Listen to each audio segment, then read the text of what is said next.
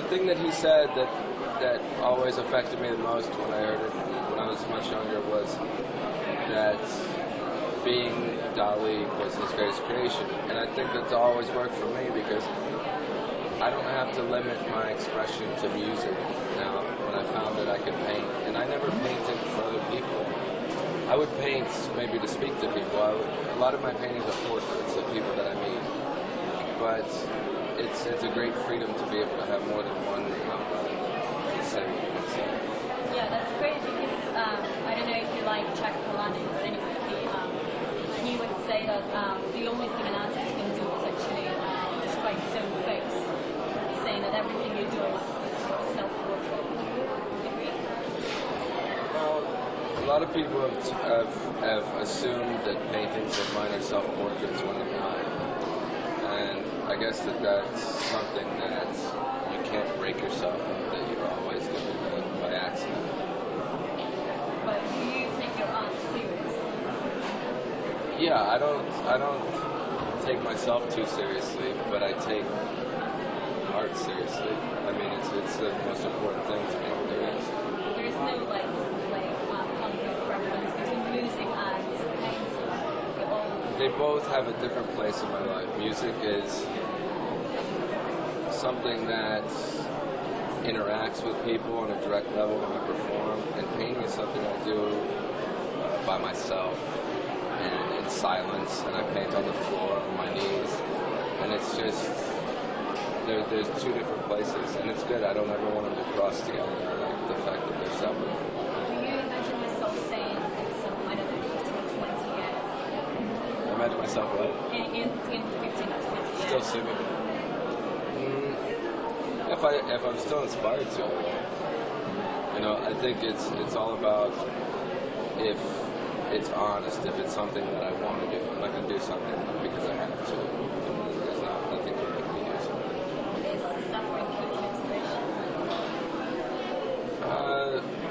Art's the only positive outlet you can take from any sort of pain. Instead of removing things in the world, an artist puts things into the world, and that's what I'm trying to do. Whether you like it or you hate it, it's still, I'm putting something into the world rather than removing something. Your last album, It Betrayed Me, you said that it was the album you could listen to, because generally speaking you don't really listen to your albums. What is it about it that like this time?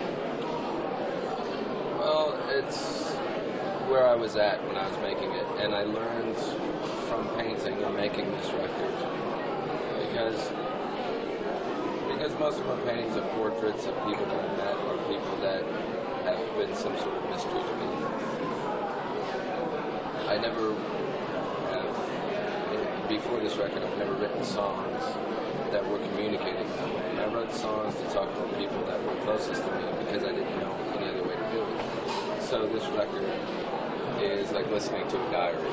And it's not always a happy thing to listen to, but it's something that I don't recognize who I was before making this album. So it's strange for me to listen back to it. This is your way of doing the diary, writing the diary, and as is painting, you know, these paintings all mark a different period of my life. Whether it be the style and how it's changed from the beginning. My very first painting, it's down there, it's all gray, and there's no color in it at all. It's the more recent ones which have a lot of color. It's just the way I can look back and it's, you know, it's like a scar, a tattoo or something. In the music industry, maybe art as well, painting and creativity. But what nurtures you? I think the most human element is being a person that actually has feelings, and people, I think, forget that I have feelings, you know, because I try so hard to put them on. So I'm inspired by it, like just anybody. I just choose to do it differently. What you do is actually very personal. Are you not afraid of giving yourself away to strangers? I had to make that. I had to take that chance a long time ago. And it was a little bit harder with art than it was with music because I never intended for people to see these in this kind of way or even to sell them for that matter.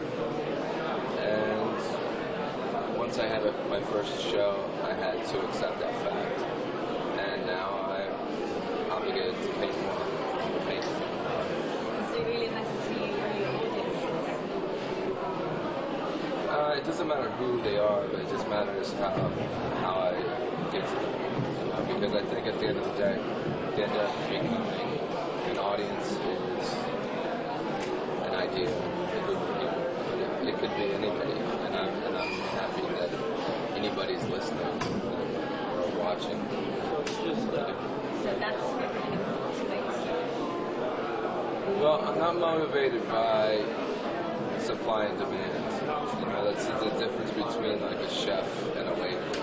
If you give people what they ask for versus give people what you know they want, that's how you give people what they need.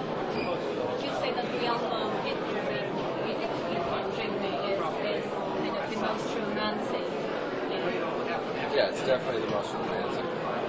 It was, written from a point of view where I was rediscovering a desire to be alive, a desire to have emotions like love, and not just negativity. It doesn't mean that I'm got softer or changed who I am. It was me rediscovering who I am. So I started to hate being me, which was